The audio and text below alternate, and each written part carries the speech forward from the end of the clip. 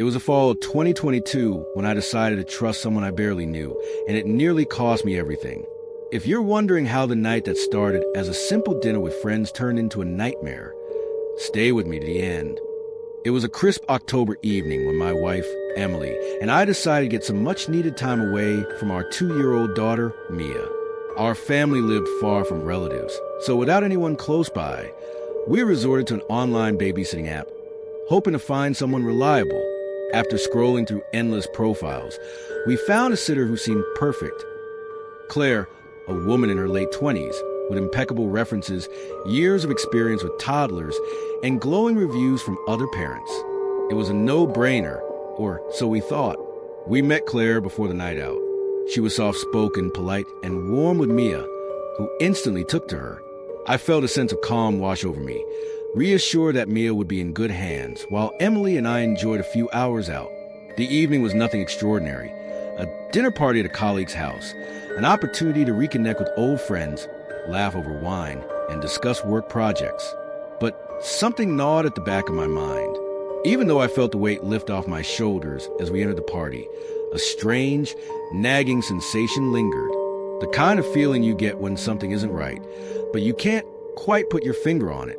I pushed it aside, telling myself I was just overthinking. Claire was vetted and seemed more than capable. After all, a few hours later, we checked in with Claire. Mia was in bed. Everything was fine. We reassured ourselves that we had made the right choice. It wasn't until we got home, just after 11:30 p.m., that my discomfort resurfaced. As we pulled into the driveway, the house was oddly quiet. Too quiet. Normally, when we returned home, we would hear Claire moving around or perhaps talking to Mia, but there was nothing. The house felt empty. I mentioned it to Emily, who shrugged, suggesting it was just the time of night, but I couldn't shake the feeling something was off. I decided to go in first and check on everything. The door creaked as I entered, and the dim light from the living room cast long shadows. Claire was in the living room, sitting on the couch, scrolling through her phone. Mia was sound asleep in her crib, just as she should be. Claire looked up and smiled, telling me everything had gone smoothly, that Mia had been an angel. But her eyes, there was something about them, a glint of nervousness, an anxious edge. It was subtle, but I noticed it immediately. I shrugged it off, telling myself I was imagining things, and started making my rounds through the house, checking each room and making sure the doors were locked. That's when I noticed something strange. The window in the guest bedroom was slightly ajar. I was sure I had locked it before leaving, but in my tired haze, I told myself I might have forgotten. I checked the security camera footage to put my mind at ease. We had basic cameras around the house, enough to give us peace of mind. I opened the app on my phone and started scanning through the footage from earlier in the evening. It wasn't until I reached the time when Emily and I had left for the dinner that I felt my stomach drop. There, in the living room, was Claire. She was tidying up, walking around, picking up toys. Then, she made her way into our bedroom. I leaned in closer, squinting at the screen, my heart beginning to race. Claire was rummaging through my dresser drawers, searching through our things. She was going through our belongings like it was no big deal. I froze. My mind raced as I continued to watch the footage. My heart sank when I saw her slip something into her bag. It was one of my watches, a few $100s worth of sentimental value, and she was stealing it. My blood ran cold. I had been so wrong about her. I fast-forwarded to the next footage, which showed Claire in the kitchen, standing by the back door. She was looking outside, as if waiting for someone. Then my stomach twisted when I saw her unlock the back door, opening it slightly. That's when it hit me. This wasn't just about the watch. She wasn't just here to babysit. She had planned something far more sinister. I quickly dialed 911, my hands trembling as I explained the situation. The dispatcher assured me help was on the way. Every second felt like an eternity as I sat there, watching the footage, wondering what Claire was doing, who else was involved. Was she alone? Was someone waiting outside? My mind raced with fear and confusion. The police arrived soon after, and the investigation was swift. They searched the house and confirmed Claire had taken several items. But when they questioned her, something strange happened. She denied everything. Even when the police showed her the footage of her rummaging through my dresser, she denied it. She claimed she was looking for something to make herself more comfortable. But the most unsettling thing was that she had been hiding a bag under her jacket, the same bag she had used to steal from us. She was arrested, but even as she was escorted out of the house, I couldn't shake the feeling that something was wrong. Claire may have been acting alone, but what about the unlocked window I had found earlier? Had she planned to let someone in after she left? Was there something more to this than just petty theft? I spent the rest of the night wide awake, lying in bed, replaying everything in my mind. What had Claire been really after? Was she working with someone else? Had we narrowly avoided something far more dangerous? A year later, we still don't know the full extent of what Claire was planning that night. We never heard from her again, and the police didn't have any answers. But the unanswered questions lingered. I lay awake at night, haunted by the thought that we had come far too close to something much darker than we could have imagined. I should have known something was wrong when they walked in. The moment they took off their masks, the smile that played on the shorter intruder's lips told me everything I needed to know. This wasn't a random robbery. This was planned, and we were just unlucky enough to be caught in the middle of it. In the following weeks, my life became a blur of sleepless nights, constant anxiety, and a deep, gnawing sense of dread that I couldn't shake. Even though we installed new locks, cameras, and alarm systems, I couldn't help but feel vulnerable. Every creak of the floorboards, every shadow that flickered past the window made my heart race.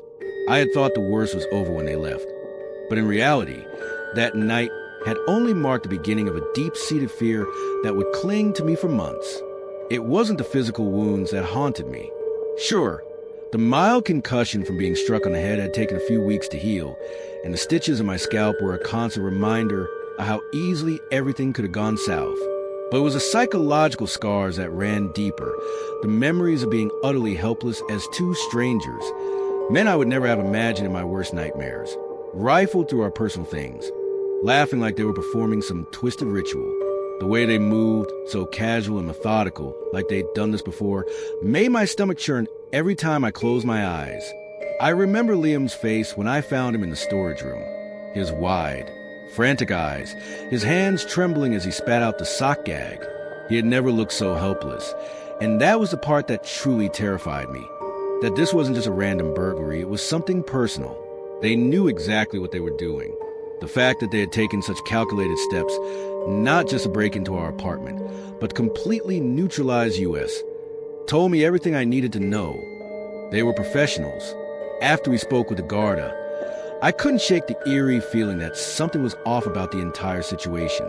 The intruders had made it clear that they were in control. They weren't just after valuables.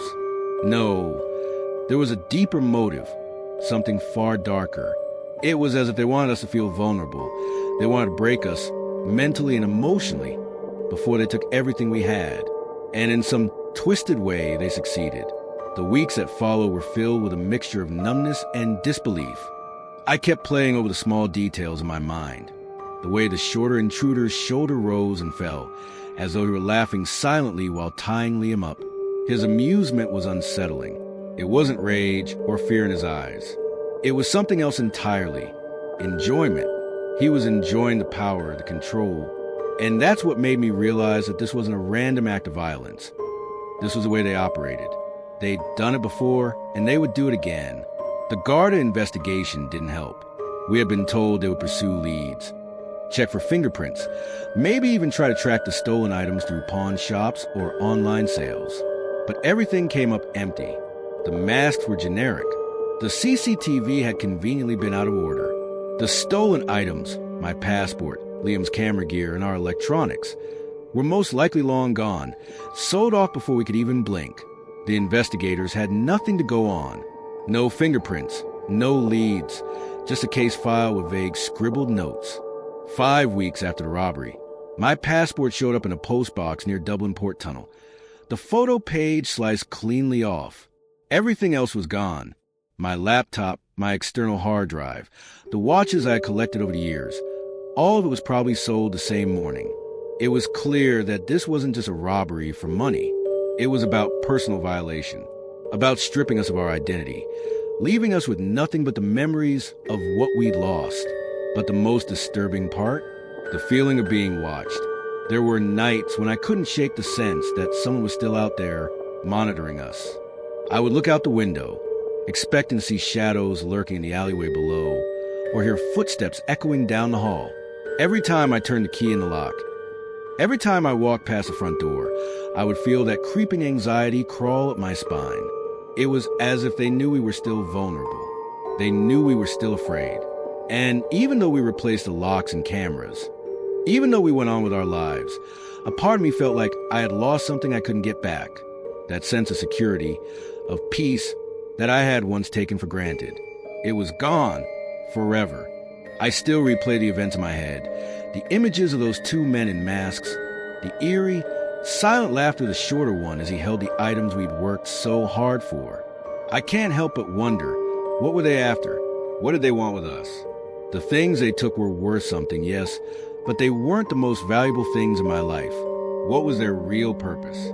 Was it just money, or was there something more to their visit? The more I thought about it, the more I realized that this wasn't just a simple case of theft.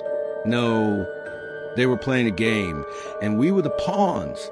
And I couldn't shake the feeling that, in some twisted way, they were waiting for us to make a move, waiting for us to slip up, to reveal something they could exploit. That summer, Liam and I were never the same. We couldn't sit in the lounge without checking the corners of the room, the windows, the door. Every time the doorbell rang, we froze. Every knock on the door sent our hearts into our throats. And every night, as I lay in bed, I could still hear the eerie sound of their boots as they walked away from our apartment, the faint rustling of paper dust masks, and the chilling realization that we'd narrowly escaped something much darker than we could have ever imagined. I'll never forget that night. The feeling of being watched, the creeping sense that something was off, and the horrifying realization that I was about to be involved in something far darker than I ever expected. It was the fall of 2022 when I started working the night shift at Pomo's Pizza. I needed the job, and honestly, it was one of the only things that gave me some sense of independence. Things at home were far from ideal. My stepmother, Diane, never let me forget that I wasn't her child. It wasn't physical abuse, but the constant jabs, the way she belittled me, and the insinuations about how I wasn't good enough wore me down. I was always reminded that I wasn't hers, and that my real mom had left, so I was just a reminder of some mistake she had to deal with. To escape, I took the night shift. I wanted to disappear for a few hours, get out of the house, and not have to deal with the suffocating tension that was there every day. The pizza place was quiet enough, just me, the cook, and the girl at the front desk. The hours passed slowly, but it was peaceful. Driving around with hot pizzas in the car, the scent of the food, the sound of music on the radio. It was my escape. The tips weren't amazing, but they kept gas in the tank and a little peace of mind. On that Thursday night, I had a quiet shift ahead of me, or at least that's what I thought. It had been a slow night. Around 9:30 p.m., an order came in for a medium pepperoni pizza. The address wasn't too far, just a single-story ranch house out near the woods, on the edge where the newer homes met the older farmland. I had delivered to places like this before, and while they were a bit more secluded, it was nothing unusual. I packed the pizza, checked the address again, and drove out. As I got closer to the area, the streets were eerily quiet. There were no cars, no lights in the houses. It felt like I had entered some sort of ghost town. The silence was oppressive, but I didn't think too much of it at the time. It was late, after all, and I was just focused on getting the job done. I arrived at the house just before 10 p.m. The lights were off, and there was no porch light on, which struck me as odd. Normally, people at least leave a light on when they're expecting a delivery. I stood there for a moment, scanning the area. The street was completely empty. No sound except the faint hum of the distant city lights behind me. I knocked on the door. Nothing. No answer. No footsteps coming from inside. I knocked again, waited a few seconds, and then knocked once more, calling out, "Palermo's Pizza Delivery."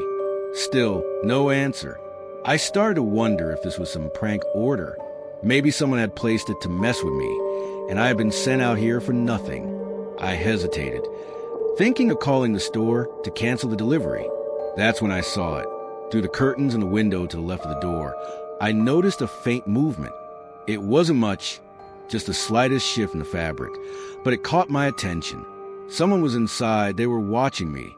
I leaned a little closer, trying to get a better view, but the lights inside were all off. All I could see was a dim blue glow of a TV screen flickering in the back room.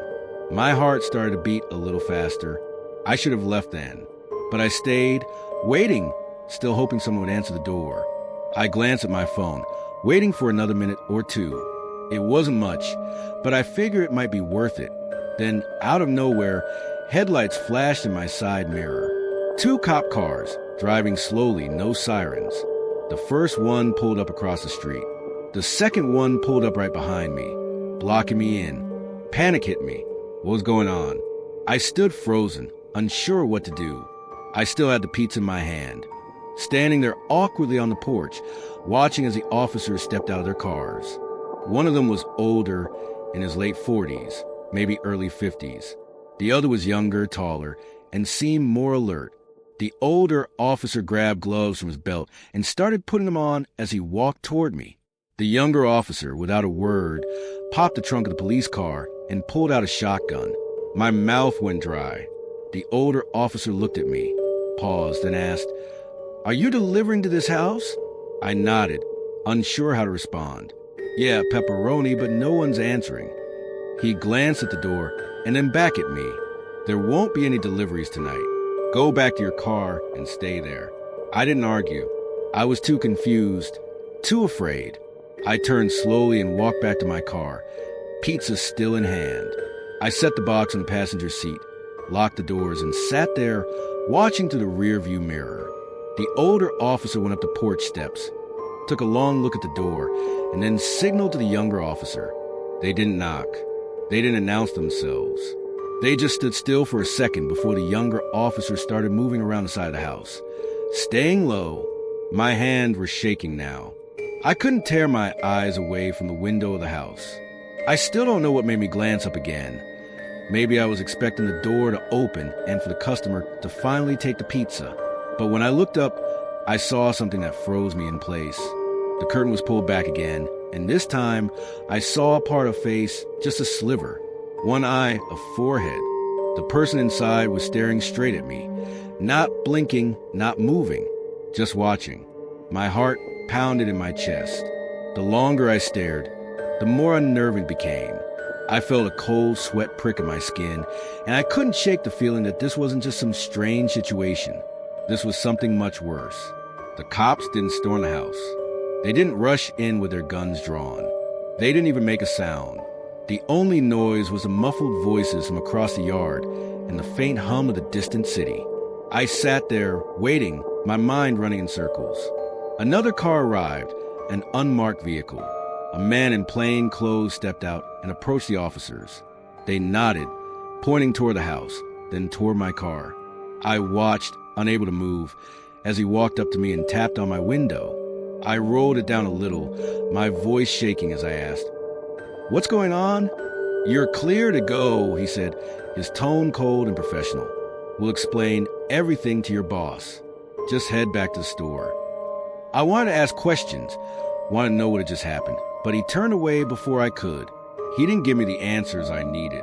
I reversed carefully and drove off, still processing everything that had just occurred.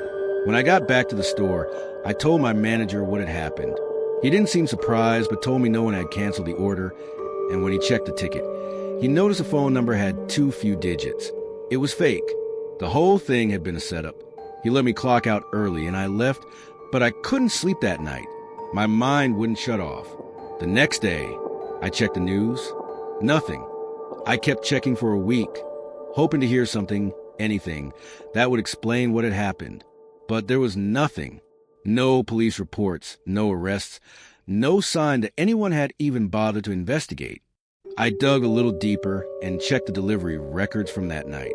That address, it had never been used before. The order had been manually typed in. No phone number, no email, no notes, just an address. No trace of the people involved. It was like they had never existed. I can't help but wonder, what would have happened if I had stayed a little longer? What if I had knocked again or waited for the police to leave? Whoever was in that house was expecting someone, and I still don't know if it was me. You can't always trust your instincts.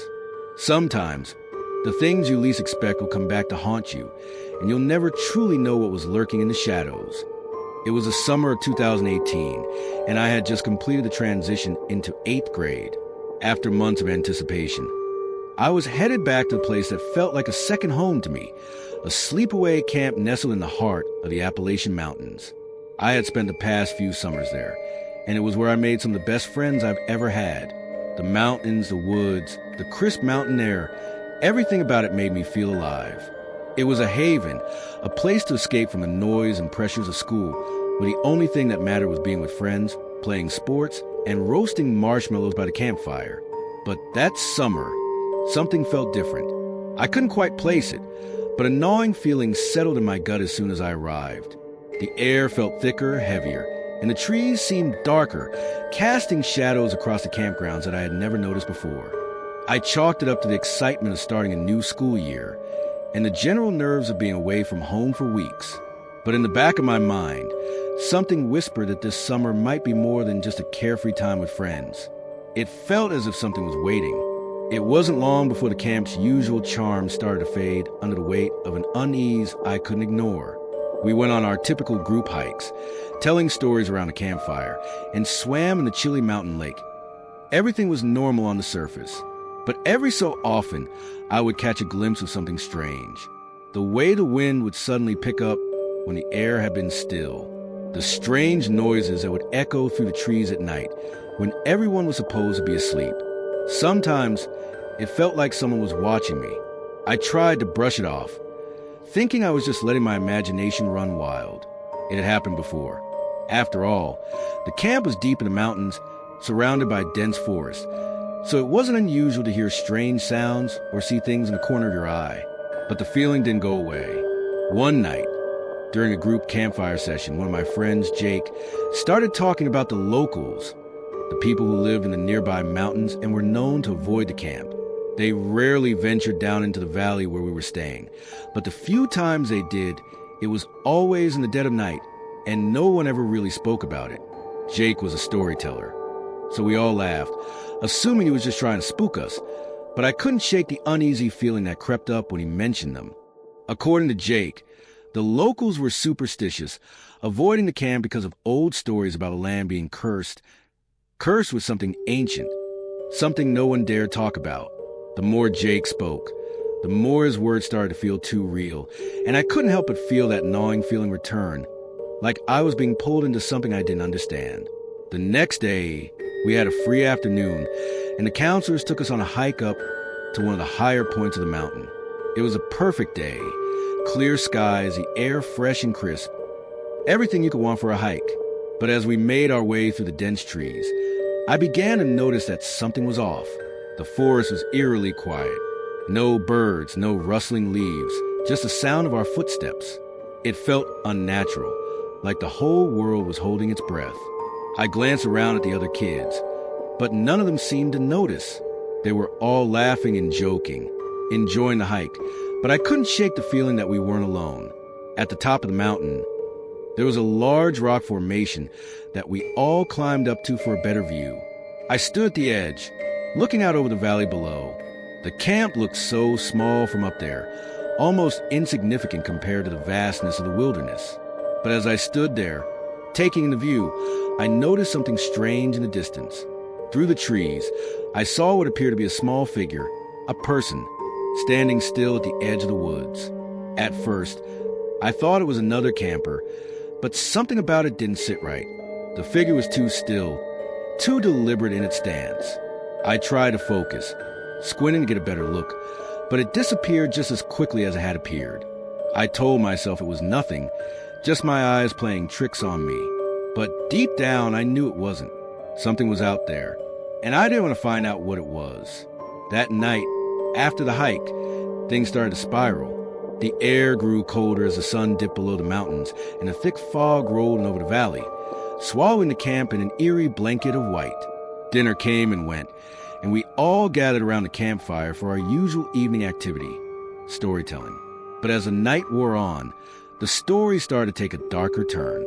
We weren't telling spooky stories anymore. Instead, people began talking about strange occurrences.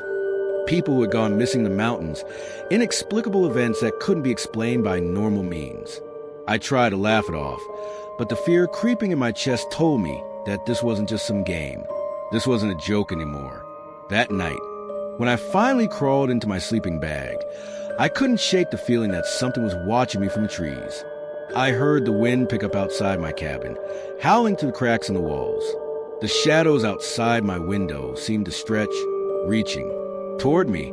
My heart raced as I pulled the covers over my head, trying to block out the noise, but it was no use.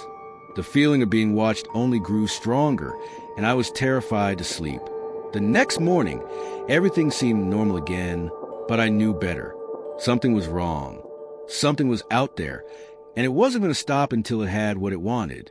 But I had no idea what that was, or why I was being drawn into something far bigger than myself. I didn't know how long I could stay in the camp with the feeling that something ancient, something dangerous, was lurking in the mountains, waiting for the right moment to strike. Looking back, there were signs, things I should have noticed. The way Derek acted, the strange way he inspected that cabinet. If I had only paid attention, I would have never let him in. But now it's too late to undo the mistake. A few days after Derek took the cabinet, life seemed to return to normal. I was busy with work, settling into my new apartment and getting used to the rhythms of my new life in downtown Columbus. But there was something lurking in the back of my mind, something I couldn't shake, a feeling that something had been off with Derek. I couldn't quite put my finger on it, but the way he inspected the cabinet, his odd focus on the measurements and compartments, kept replaying in my mind. It was like he was looking for something hidden, and it didn't sit right with me. Then, a week later, things started to spiral. I was at home one evening, working at my desk, when I heard a knock at the door. It was late, almost 9 p.m., and I wasn't expecting anyone. My first thought was that it might be a neighbor or someone delivering a package. I wasn't prepared for what I saw when I opened the door. Standing in front of me was Derek. He was wearing the same dark jacket from when he picked up the cabinet, but his expression was different now. His smile from earlier was gone, replaced with something unsettling, a tense, forced grin that didn't reach his eyes. He was holding something in his hand, but I couldn't quite see what it was. "Hey, I know it's late," Derek said, his voice too calm, too polite. "I was wondering if you had a minute to talk. I need to ask you about something." I was taken aback.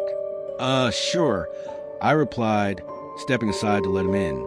I wasn't sure why I did it. Instinct told me something wasn't right, but politeness got the better of me. Once inside, Derek didn't sit down.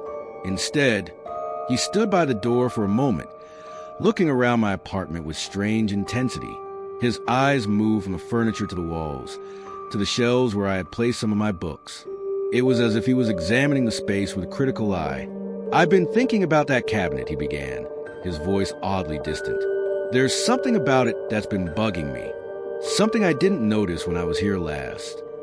At that moment, I felt a sudden chill. His words sent a shiver down my spine, and I tried to shrug it off. "What do you mean?" I asked, try to sound casual. "Well," Derek said, his voice dropping low, "I've been doing some research. I was wondering if you knew anything about its history. Maybe where it came from, who owned it before you." I felt a knot form in my stomach. The cabinet was old, yes, but it wasn't special to me. It had been a hand-me-down from my parents, a piece of furniture I didn't think much about. Yet, Derek was acting like it was a priceless artifact. "I'm not really sure," I said, trying to avoid the topic. "It was just something my parents had." He didn't respond right away. Instead, he turned his back on me, his eyes scanning the room again. The tension in the air thickened, and I felt something was terribly wrong. "I need to see it again," Derek said suddenly. "The cabinet. Can I look at it one more time? It's very important." My heart skipped a beat. I didn't want to let him anywhere near the cabinet, especially not after how strange his behavior had been. Something wasn't right, and I had a sinking feeling that I was being drawn into something I didn't understand. I already sold it to you, I said, my voice shaky.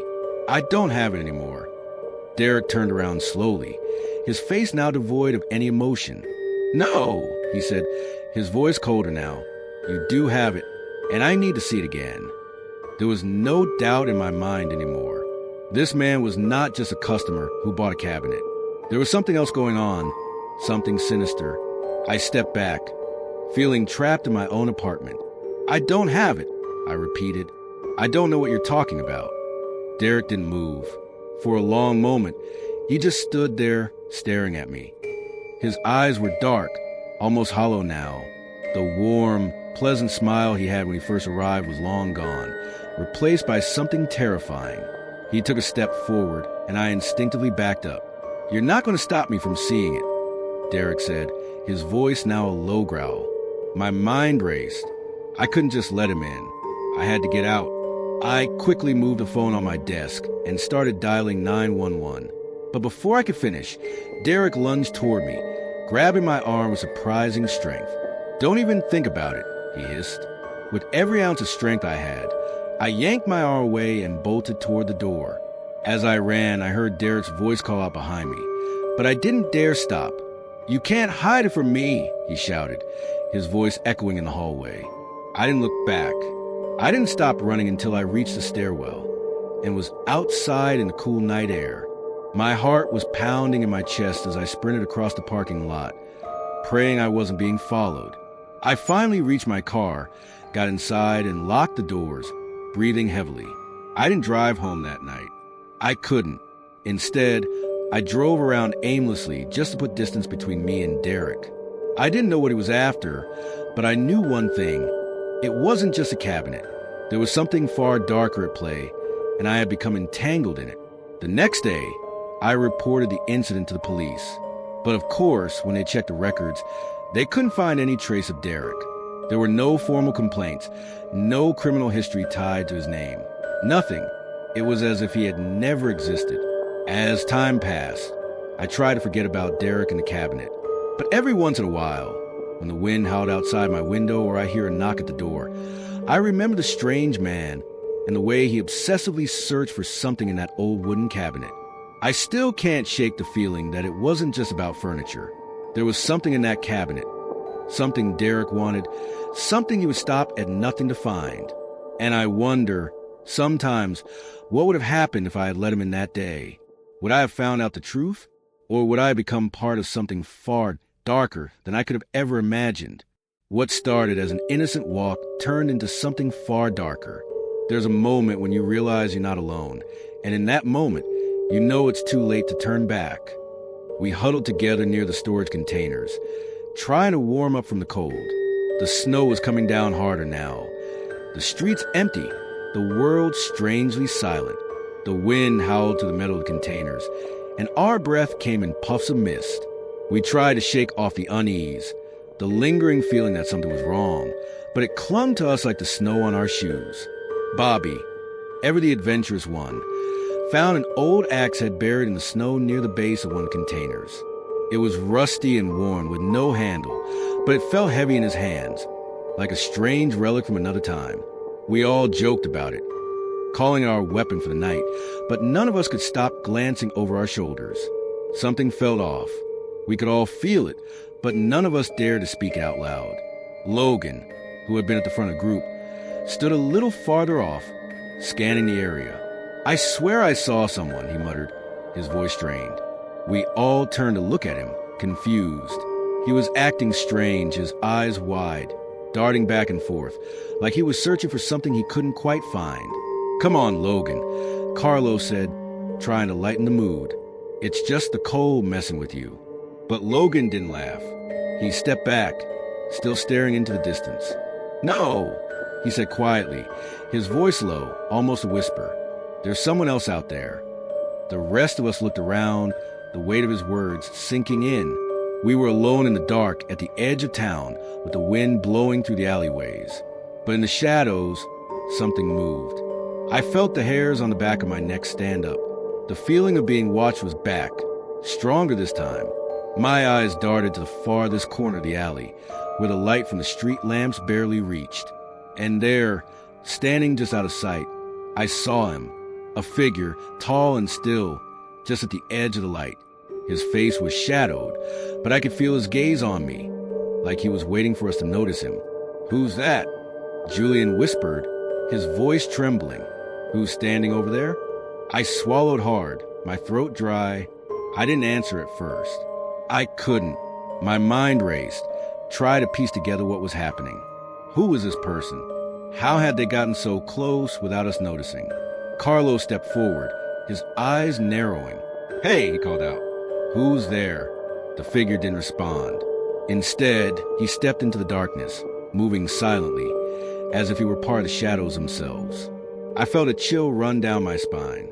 My instinct screamed at me to run, but my legs felt frozen in place. "Let's go," Logan said, his voice now urgent. He turned quickly, heading toward the exit of the alley, and the rest of us followed suit, our footsteps echoing on the cold pavement. But the air felt thicker now. Every step felt heavier, like we were moving through molasses. The sound of our shoes crunching on the snow seemed to get louder, and I couldn't shake the feeling that someone or something was following us. We reached the end of the alley, where the streetlights flickered weakly against the snowstorm. The streets were empty, not a single car in sight. The silence felt suffocating. Then we heard it, a soft thud. At first, it was barely audible, like something had dropped on the ground behind us. But as we turned, it grew louder. The thud came again, this time closer. Someone, or something, was walking behind us. "Move faster." Bobby hissed, his voice strained. We all quickened our pace, our breaths coming out in frantic clouds, but the sound behind us only grew louder. It wasn't the sound of footsteps in the snow. It was heavier, like boots hitting concrete, quick and deliberate. We were almost at the corner when I saw it. A figure, barely visible through the snow, standing in the distance. It wasn't the same figure from the alley, but someone else, another shadow moving toward us, almost as if it were drawn by some unseen force. My heart pounded in my chest, and I turned to Logan. "We need to get out of here," I said, barely able to catch my breath. Logan nodded, his eyes wide. "Now!" We turned the corner, cutting through the streets, tried to make it to the main road, where there were lights and people. We didn't stop running until we reached the nearest cafe, the warm glow of its windows offering a brief sense of relief. We burst inside, slamming the door behind us, our chests heaving, our bodies trembling from the cold and fear. But as I looked around the cafe, something caught my eye. Through the fogged-up windows, I saw a movement, a figure, standing in the street just across from us, staring directly at the cafe. It was the same man from the alley, his face hidden under the brim of a dark hat, his eyes locked on us through the glass. I froze, my heart racing once more, but as soon as I blinked, he was gone. Just like that, vanished into the night. We stayed in the cafe for what felt like hours, trying to catch our breath, trying to make sense of what had just happened. But none of us could. The figure, the footsteps, the constant feeling of being hunted, it all pointed to something we couldn't explain. And as we sat there, I couldn't shake the thought. This wasn't just some random person, whoever he was. He had been following us, waiting for the perfect moment to make his move. The feeling of being watched didn't leave us that night. And I knew, deep down, that we hadn't seen the last of the stranger in the gray puffer coat. Some mysteries don't end when the sun comes up or when the snow melts. Some things, no matter how much time passes, never let go. And when you finally think they're behind you, they turn around and come right back, lurking in the shadows. It was the summer of 2024, almost a full year after that terrifying night. The snow had long since melted, and the world was filled with the golden hues of summer. Despite everything that had happened, a part of me felt compelled to return. Maybe it was a sense of unfinished business, or maybe it was the burning curiosity that had started to consume me. Either way, only 4 of us went back: Julian, Bobby, Carlos, and me. The woods looked so different in the daylight, as if nothing had ever happened. The path was clear, with no strange footprints or broken branches that suggested anyone or anything had followed us. The air felt ordinary, peaceful even, and the sunlight bathed the leaves in golden light. It almost felt too normal, too serene. We arrived at the maintenance shed, and I couldn't help but notice how much it had changed. The old, dilapidated structure had been completely redone. Fresh siding, new shingles, and clean windows with no condensation. It looked like any other shed, perfectly ordinary. The air around it was calm, almost welcoming. But something in the pit of my stomach told me it was too calm. We walked a slow circle around the building, inspecting every inch, searching for something. Any clue, any sign that could explain what had happened that night. There were no marks on the door, no scratches on the wood, no sign of a giant animal. It was as if whatever had terrified us had never been there in the first place. Still, I couldn't shake the feeling that something wasn't right. I stood there, staring at the shed, the warm grass beneath my feet, and I felt a sudden, icy chill run down my spine. The memory of that night came rushing back in an instant. The tunnel, the figure that wasn't quite a dog, the feeling of being watched. It all flooded back, like a dark wave, crashing over me. I felt the hairs on the back of my neck rise, just like they had that night. It wasn't because of anything I saw now, but because the memory of that terrifying encounter still haunted me. And suddenly, I heard Logan's voice in my mind, as if he were whispering in my ear, "Dude, that's no dog." The weight of his words pressed down on me, heavy and unrelenting. I could almost feel the rush of fear that had surged through me when we first saw that figure outside the shed. I could hear the echoes of our steps in the tunnel, the crackle of the lighters, and the sound of the guard's voice as he chased us down. All of it came rushing back. Even in the daylight, with the shed standing in front of me, perfectly ordinary, the memories wouldn't let go. The shadowy figure, the feeling of being followed, the sound of footsteps that weren't ours, all of it still lingered in my mind, like an imprint that refused to fade. Whatever had been there, whatever had followed us that night, still haunted my thoughts. I stared at the shed, trying to make sense of it all. Maybe it was just fear, wearing ordinary shapes. Maybe it was just our imaginations, playing tricks on us in the dark. But a part of me knew it was something more, something that had been waiting for us, something that had enjoyed watching us, something that had walked among us unnoticed until it was too late. I don't know what exactly led us into that tunnel, or what crouched outside the shed, waiting for us. But one thing I know for sure, whatever it was, it wasn't finished with us. It still lives inside my head, pacing back and forth, counting the steps, 7, then 8, then 7 again. And every time I flick a lighter, the tiny flame never feels warm. It feels like a warning, glowing in the dark, reminding me that some mysteries follow you home. They stay with you long after the snow melts and the shed gets a new coat of paint, and they never really leave. If you enjoyed this chilling story and want to hear more spine-tingling tales, don't forget to hit that like button and subscribe to our channel. Your support means the world to us and helps us bring you even more terrifying stories. Make sure to turn on the bell icon so you never miss a video. Stay tuned for the next nightmare.